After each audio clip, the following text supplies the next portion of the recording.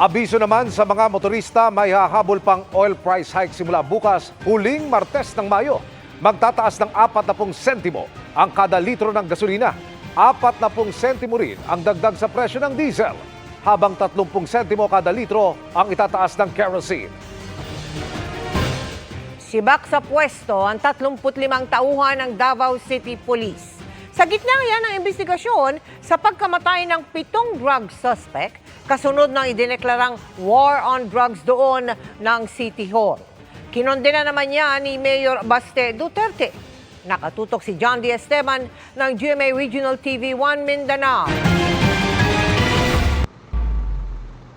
Base sa rekomendasyon ng Regional Internal Affairs Service o RIAS-11, tinanggal sa pwesto ang 35 PNP personnel ng Davao City, epektibo May 24 ng gabi. Ayon sa Police Regional Office 11, bahagi ito ng proseso sa isinasagawang investigasyon hinggil sa 7 drug suspect na namatay sa buy-bust operation matapos magdeklara ng war on drugs si Davao City Mayor Sebastian Baste Duterte noong March 22. Tanggalan sila sa ilahang pwesto while ongoing an investigation para mamahimong fair, just, mawala ang doubt na ma-impluwensyahan nila ang mga witnesses or basig itamper nila ang mga evidences kaya naglingkod gud sila din no. Kabilang sa na-relieve ang ilang station commanders. Ang mga na-relieve na police ni-reassign sa Regional Personnel Holding and Accounting Section ng PRO 11. Una nang na-relieve sa pwesto noong May 23 si Davao City Police Director Richard Badang. Kanyang nagihimo sa Regional Director is part lang sa trabaho, part sa process, wala'y personalan, wala po'y leaning sa any politika.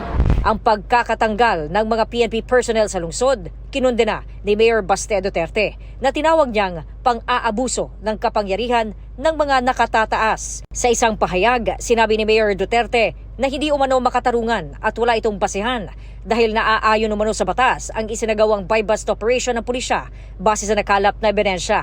Ipinunto ng alkalde na sa ilalim ng batas, ang city at municipal mayor ang may operational supervision at control sa PNP units sa kanilang nasasakupan. Nanawagan ang alkalde sa agarang pagpapabalik sa pwesto ng mga tinanggal na opisyales. Sagot naman ng PNP. The station commanders and the city directors were relieved under the doctrine of command responsibility. So titingnan kung nagkakaroon ba ng kapabayaan sa supervision. Kung sakasakali nga po na magkakaroon po ng findings na wala naman po silang nilabag na any existing protocol, particularly yung police operational procedure po natin, ay maaari naman po silang ibalik doon sa kanilang original assignments and position or to any other position commensurate to their qualifications. Mula sa GMA Regional TV 1 Mindanao at GMA Integrated News, John D. Esteban, nakatutok 24 oras. Abiso po sa mga galing sa abroad, paiigtingin pa ang screening kung mula sa mga bansang may kaso ng flirt subvariant ng COVID-19. At nakatutok si Mariz Umali. Sa ilang galing abroad, asahan ang pinaigting na pag-screen ng Bureau of Quarantine kung galing kayo sa mga bansa kung saan may mga kaso ng COVID-19 flirt subvariant. Bahagi yan ng utos na heightened alert sa lahat ng Bureau of Quarantine stations na nasa mga ports of entry tulad ng mga paliparan at pantalan. Dapat ding kompletuhin ng mga biyahero ang mga health questionnaire sa e-travel application. Pag-iingat ito ngayong kumakalat ang flirt variant sa mundo, bagamat wala pa umanong dahilan para maalarma. Tayo po ay nagmamatyag para sa pagpasok kung meron man ng ating KP2 and KP3 COVID variants. Mild po sila. Hindi ho problema yan at kayang-kaya ng ating sistema.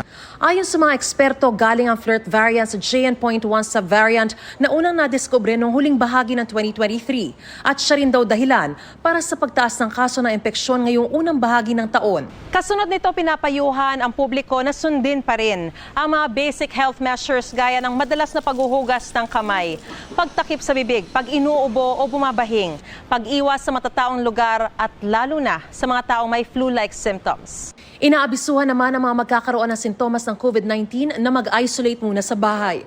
Sa mga may anumang alalahanin, maaaring kontakin ang DOH sa 0286517800 o 894-COVID. Para sa GMA Integrated News, Mariz Umali, nakatutok 24 oras. Hindi susunod ang ilang mangingisda sa Zambales sa fishing ban na ipatutupad ng China hanggang sa exclusive economic zone ng Pilipinas. ang aksyon dyan ng Foreign Affairs Department sa pagtutok ni Chino Gaston. Umalma at naghain ng diplomatic protest ang DFA dahil sa 4 na buwang fishing moratorium o tigil sa pangingisda na ipinapatupad ng China sa karagatang sakop ng exclusive economic zone ng bansa.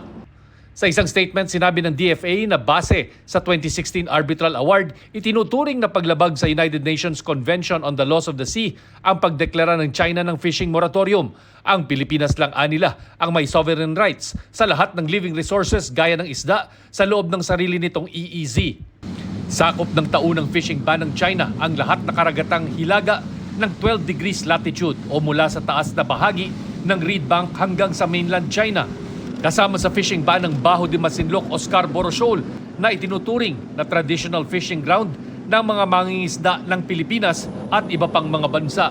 Ang mga Pilipinong mangingisda hindi raw susunod sa fishing ban ng China, pero may dama pa rin silang takot dahil sa naunang lumabas na balitang mga aresto ang China sa mga papasok sa itinuturing nilang teritoryo. Isa lamang po yung kinikilala nating batas. Kung ano yung ating umiiral na bansa sa ating bansa, yun lamang po yung ating kinikilala.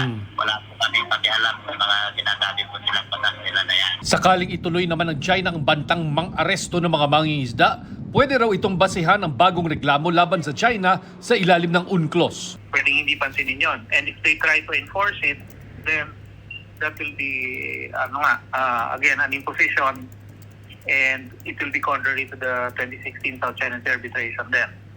So, pwede actually maging source yun ng isa pang kaso against them. Just in case, pwede mag-deploy doon. Dapat lang na bigyan ng support, no, ng Coast Guard yung fishermen natin. Ang Bureau of Fisheries and Aquatic Resources hinikayat ang mga mangingisda na pumalaot pa rin. Pilipino lang daw ang may karapatang maglagay ng anumang kondisyon sa sariling EEZ. Ang gabay natin sa ating mga mangisda, walang pwedeng pumigil sa kanila na mangisda sa katubigang sakop ng Pilipinas. And of course, yung presence, you will maintain the presence. Yung presence, yes. Nakita niyo naman po, magkakasunod ng mga missions ang ginagawa natin para ma-establish natin yung presence sa West Philippine Sea at maramdaman ng ating mga mangingisda ang presensya po ng pamahalaan. Sinusubukan pang kunan ng pahayag ang Chinese Embassy pero wala pa silang sagot sa pahayag ng DFA. Para sa GMA Integrated News, Chino Gaston nakatutok, 24 oras. Bistado ang isang pulis at isang sundalo matapos umanong rumakit bilang motorcycle escort. Nakatutok si June Veneracion, exclusive. Hindi ka na nakakatulog, pero biso ka pa. Sermon ang inabot mula sa bagong hepe ng PNP Highway Patrol Group ng 2 nahuli sa akto na hindi otorisadong motorcycle escort. Ang isa ay nalamang miyembro pala ng HPG pero nagsuot ng ibang uniforme. Tama ba yung sinusuot mo yung uniforme? Sorry sir. Ha? Hindi po sir. Ang isa naman ay miyembro raw ng Philippine Army pero nilagyan ng PNP sticker ang kanyang motorsiklo. Hindi nyo ba alam na kawawa kami naglilinis sa unit namin tapos ganyan ginagawa nyo? Ano nangyari dun sa ina-escortan nila? Ay lumusot kasi naka-green yung nandito kami sa traffic light. Naka-green. Tapos ang lapad ng kalsada. Hindi pa malinaw kung magkano ang bayad sa 2 nagmo-moonlighting umano na uniform personnel. Sasampahan ng reklamong usurpation of authority ang nahuling sundalo. Kasong administratibo naman ang kakaharapin ng pulis. Bakit nag-i-escort daw kayo? Hindi po sir, dumadaan lang ako sir, pauwi na ako ng bahay sir. Ang operasyon ay base sa utos si PNP Chief Romel Francisco Marbil. May this serve as a fair warning sa lahat to stop these activities. Ngayon ang unang araw ng pagpapatubad ng Oplan Wastong Hagad ng PNP Highway Patrol Group. Mas marami para operasyon ang gagawin sa mga susunod na araw na ang layunin ay matigil na ang iligal na pagbibigay ng mga motorcycle escorts sa mga umano'y VIP. Para sa GMA Integrated News, June Veneracion, nakatutok, 24 oras. Mag-ina pero tila magkapatid lang daw base sa birth certificate? Yan ang daing ng single mom na dumulog sa aming tanggapan dahil sa mali umanong middle name na inilagay sa birth certificate ng kanyang anak. Isinangguni ng inyong kapuso action man sa isang abogado ang problema.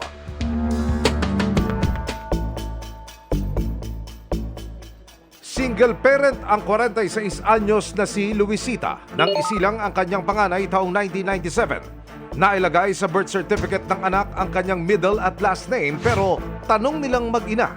Ang problema kasi dyan sa birth certificate niya is yung middle initial niya na Ramirez.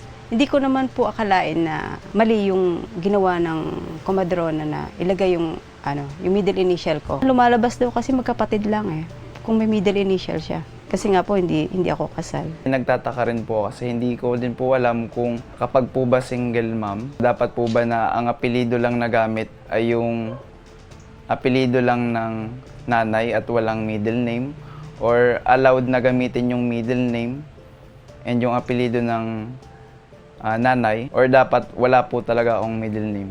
Sumbong pa ni Mark Vincent na mali ang spelling ng kanyang middle name. Ang middle name ko po kasi is Ramirez. Dapat po spell siya as M-I. Naging spelled po siya as M-E. Sobrang stressful po kasi actually po marami na po akong nami-miss na opportunity, especially abroad. Sumangguni ang inyong kapuso action man sa isang abogado. Pagka ang bata kasi is nanggaling sa isang single parent, normally kinikerry ng bata yung apelyido ng nanay. Unless yung tatay ni-recognize yung bata, in which case pwedeng gamitin yung apelyido ng tatay. Pero kung walang recognition, ang talagang sinusunod natin under the law is yung surname ng nanay. So kung single parent yung nanay, yun, nauumit natin yung middle name. Sa pagkakataong nailagay pati ang middle name ng ina sa birth certificate ng anak. If it's not harmful to the child na nagkaroon siya ng middle name, I suggest i-retain na lang niya yun kaysa dumaan siya ng proseso. Although he has the option, or the child has the option to have it removed through yung RA 9048 as amended. No? Ito yung mga clerical error na pinapayagan ang local civil registrar na hindi mo na kinakailangang idaan sa korte na baguhin yung entries na nakalagay sa kanyang birth certificate. Republic Act 90480, Correction of Clerical Error din ang sagot para maitama ang maling spelling sa birth certificate ni Mark Vincent. Pagka merong error sa spelling ng bata, pasok yan under 9048 as amended kasi iko-correct lang naman yung misspelled name. Pero of course, kinikailangan yung taong naapektuhan has to produce documents or evidence showing na talagang mali yung pagkakaspelling. Aabot ng mahigit 3 buwan ang naturang proseso sa Philippine Statistics Authority o PSA. Sa ngayon ay nalinawan na ang mag-ina hinggil sa issue.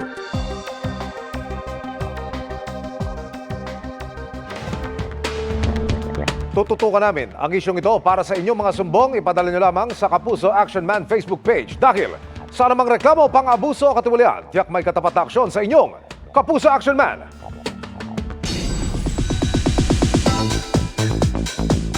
Angat ang galing ng Kapuso Stars from local to international scene. Kasunod yan ng mga pagkilalang hinakot ng ilan sa Jinseo Arigato International Film Festival at sa 72nd FAMAS Awards. Makichika kay Aubrey Carampel. Juan Michael Aleta, Wagi bilang Best Child Actor sa 72nd FAMAS Awards si Sparkle child star Yuan Micael para sa Firefly movie ng GMA Pictures at GMA Public Affairs. Ika-5 award na ito ni Yuan para sa kanyang first ever movie. Gusto ko pong pasalamatan, siyempre, ang Panginoon Diyos dahil pinahiram niya po ako ng talento para magawa ng lahat ng ito. Soon mapapanood si Yuan sa upcoming GMA drama series na Forever Young. Ang kanyang Forever Young co-star na si Quezon City Councilor Alfred Vargas nanalo namang Best Actor para sa pelikulang Pieta. Recipient naman ng Herman Moreno Youth Achievement Award si Sparkle actor Joaquin Domagoso. Sina Kapuso Primetime King and Queen Dingdong Dantes at Marian Rivera tinanggap naman ang Bida sa Taquilla Award para sa highest grossing Filipino film na Rewind. Isang masayang alaala, lalo na sa mga anak namin. Sasabihin namin, alam nyo, ito yung panahon na nung busy kami. It's all because of this and I hope one day you'll be proud of us. Siguro mas magsisilbing inspirasyon ito, hindi lang siguro sa amin, pero sa lahat ng mga gumagawa ng pelikula, sa lahat ng mga actors, producers. Best Director naman si TikTok Lock Director Louie Ignacio para sa Papa Mascot na pinagbidahan ni Ken Chan. Binigyang pagkilala rin si Senator Bong Revilla bilang iconic movie actor of Philippine cinema. Kabilang naman sa iconic movie actress of Philippine cinema, sina Nova Villa at Pilar Pilapil. May special citation award din ang veteran actress na si Gloria Romero. Dumalo rin si Asia's multimedia star Alden Richards na nominated naman as Best Actor para sa Family of Two. Sa litratong ito na ipinost ni na Ding Dong at Marian, makikitang nakasama nila ang Hello Love Again stars Alden at Catherine Bernardo sa holding area, kasama ang iba pang artista. Humakot din ang parangal ang ilang Sparkle stars sa Jinseo Arigato International Film Festival na ginanap sa Nagoya, Japan. Best Filipino Artist and Talent Management ang Sparkle GMA Artist Center. Tinanggap ang award ni GMA Senior Vice President Attorney Annette Gozon Valdez. Rest assured, Sparkle will always support the independent film producers. So we have a lot of artists who are very much willing to be cast in the movies and show their talents. Si Sangre Terra Bianca Umali ang Best Dramatic Actress na dumalo sa premiere ng kanyang pelikulang Mananambal. Tinanggap naman ni Sangre Adamus Kelvin Miranda ang Prolific Dramatic Actor Award. Another Sangre Sanya Lopez ang Best Filipino TV Personality. Best Versatile Comedian si Kiray Celis. At si Asia's multimedia star Alden Richards ang Best International Filipino Actor. Aubrey Carampel, updated showbiz happenings. Humingi ng paumanhin ang fama sa batikang aktres na si Eva Darren. Ayon sa FAMAS, last minute ang biglang pagpalit kay Darren na presenter ng Special Citations Award kung saan kasama na dapat ang veteran actor na si Tirso Cruz III. Di kasi umano agad nahanap ng kanilang production team ang aktres. At dahil isa tong live show, kinailangan umano nila gumawa ng paraan para maremedyohan ang pangyayari. Pagsisiguro ng FAMAS, ito ay unintentional at purely misjudgment sa kanilang panig. Inilabas ng FAMAS ang kanilang pahayag kasunod ng Facebook post ng anak ng aktres na nagkwento ng nangyari sa kanyang ina na tinawag niyang unethical at unprofessional.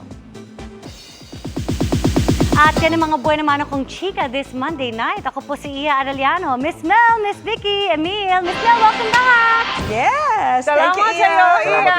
Happy to have you back, tita. Salamat, Vicky. Salamat, Emil.